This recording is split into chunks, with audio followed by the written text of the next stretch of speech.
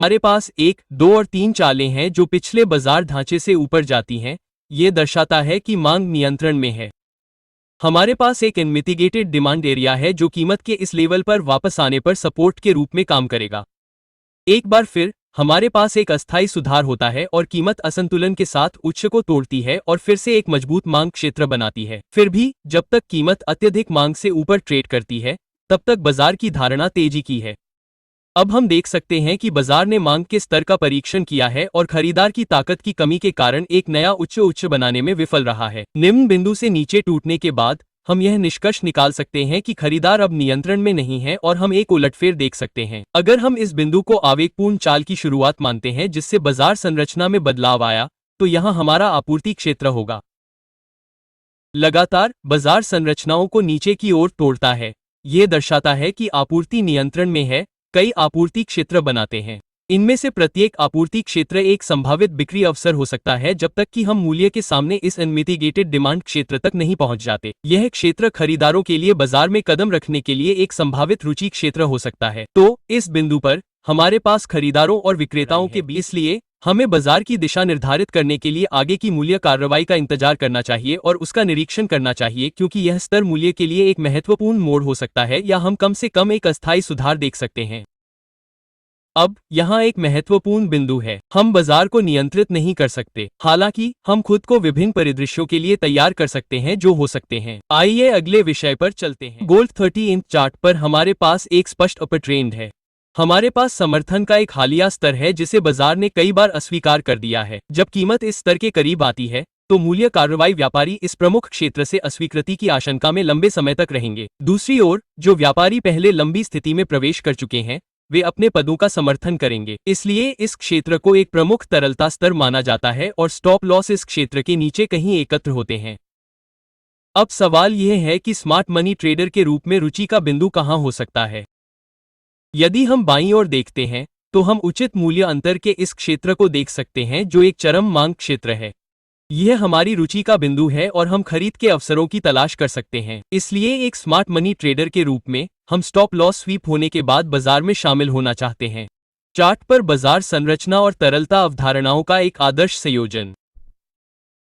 अब दूसरा तरलता मॉडल देखते हैं। यहां हमारे पास एक वैध ऑर्डर ब्लॉक और लंबी अवधि के लिए संभावित व्यापारिक अवसर है, लेकिन बाईं ओर देखने पर हम पहले ऑर्डर ब्लॉक और यहां एक अन्य वैध ऑर्डर ब्लॉक क्षेत्र के ठीक नीचे मोमबत्तियों के बीच इस अंतर को देख सकते हैं। अब यह गैप कीमत के लिए एक चुंबक की तरह काम करेगा और उसे भरेगा, बैलेंस को बहाल करेगा, पहले ऑर्डर ब्लॉक के नीचे लिक्विडिटी को पकड़ेगा और दूसरे ऑर्डर ब्लॉक के कम होने पर ऊपर की ओर धकेलता रहेगा। तो यहाँ 2 पॉइंट हैं। सबसे पहले, कोई भी ट्रेड करने से पहले आपको बाईं ओर देखना चाहिए कि इस तरह के अनावश्यक जोखिम से बचने के लिए आपके पास क्या है। दूसरा, जब यह पैटर्न बनता है और हमारे पास एक गैप होता है और पहले वाले के ठीक नीचे एक और वैध ऑर्डर ब्लॉक होता है, तो हम इस ब्रेक को वैध परिवर्तन नहीं मानते हैं। चूंकि इस चाल के लिए एक ऊंचाई है, ये केवल लिक्विडिटी ग्रैब है और इसका मतलब यह नहीं है कि रिवर्सल आ रहा है। अब जब हमने सामान्य चार्ट विश्लेषण के लिए आवश्यक बुनियादी बातों और बाजार की दिशा, प्रमुख स्तरों और संभावित व्यापारिक अवसरों की पहचान करने के तरीके पर चर्चा की है और मांग क्षेत्र हैं। जब भी हमारे पास असंतुलन के साथ तेज चाल होती है तो वे बनते हैं जो पिछले बाजार ढांचे को तोड़ते हैं। सामान्यतः हम उचित मूल्य अंतर बनाने वाली अंतिम कैंडल को ऑर्डर ब्लॉक के रूप में चिन्हित करते हैं, जिसके बारे में हमारा मानना है कि इस कैंडल के दौरान निर्णय लिए जाते हैं। ऑर्डर ब्लॉक ट्रेडिंग सेटअप बहुत ही सरल और प्रभावी है। इस सेटअप में हम एक बुनियादी ऑर्डर ब्लॉक एंट्री का उपयोग करते हैं जब ये कुछ निश्चित बाजार स्थितियों के साथ संरेखित होता है। पहले चरण में हम एक वैध और ताजा ऑर्डर ब्लॉक की तलाश करते हैं जिसे बाजार ने हाल ही में बनाया है। एक वैध ऑर्डर ब्लॉक में स्पष्ट अक्षमता और बाजार संरचना को तोड़ने वाली विक्स के बीच उचित मूल्य अंतर होना चाहिए। फिर हम ऑर्डर ब्लॉक जोन से ऊपर एक स्प्रेड साइज का खरीद ऑर्डर देते हैं और स्विंग लो के नीचे अपना स्टॉप रखते हैं। जब कीमतें हमारे जोखिम से दोगुनी हो जाती हैं तो हम अपनी आधी पोजीशन बंद कर देंगे। इस तरह भले ही कीमत गिर जाए और हमारे स्टॉप लॉस पर पहुंच जाए, हम ब्रेक इवन पर हैं। दूसरे लक्ष्य के लिए हम कीमत के सामने अगले प्रमुख स्तर पर निशाना साधेंगे। इस रणनीति को और अधिक प्रभावी और लाभदायक बनाने के लिए निम्नलिखित प्रमुख बिंदुओं पर विचार करें। बाजार की दिशा के साथ व्यापार करें। यह रणनीति ट्रेंड कंटिन्यूएशन सेटअप के रूप में सबसे अच्छा काम करती है। हमेशा तब व्यापार करें जब बाजार की दिशा स्पष्ट हो और नियंत्रित पक्ष की पहचान हो। प्रमुख ट्रेंड के साथ ट्रेडिंग करने से आपकी सफलता की संभावना बढ़ जाती है और गलत साइड पर फंसने का जोखिम कम हो जाता है। ट्रेडिंग से पहले हाई टाइम फ्रेम के प्रमुख स्तरों की जांच करें। हाई टाइम फ्रेम के प्रमुख स्तरों का आकलन करें और उन तक पहुंचने से पहले कीमत में कितनी गुंजाइश है। हाई टाइम फ्रेम के प्रमुख स्तर पर एक छोटी प्रतिक्रिया कम समय सीमा में एक प्रमुख दिशा परिवर्तन का संकेत दे सकती है। जब कीमत हाई टाइम फ्रेम के प्रमुख स्तर को कम करती है तो अस्थायी उलटफेर की अधिक संभावना होती है। प्रमुख स्तरों की दूरी का आकलन करने के लिए हमेशा हाई टाइम फ्रेम को सत्यापित करें। संरचना के बाईं ओर का विश्लेषण करें। कोई भी ट्रेड करने से पहले कम गुणवत्ता वाले ट्रेडों से बचने के लिए संरचना के बाईं ओर की जांच करें। उदाहरण के लिए, यदि ऑर्डर ब्लॉक लिक्विडिटी जोन में स्थित है या यदि गैप है और उसके ठीक नीचे एक और ऑर्डर ब्लॉक है तो लिक्विडिटी ग्रैब का जोखिम बढ़ जाता है। ट्रेंड में है और नवीनतम चाल बाजार संरचना को ऊपर की ओर तोड़ देती है, लेकिन इसमें कोई अक्षमता नहीं है। बाईं ओर हम स्विंग लो और वैध ऑर्डर ब्लॉक जोन के ठीक नीचे अकुशलता देखते हैं।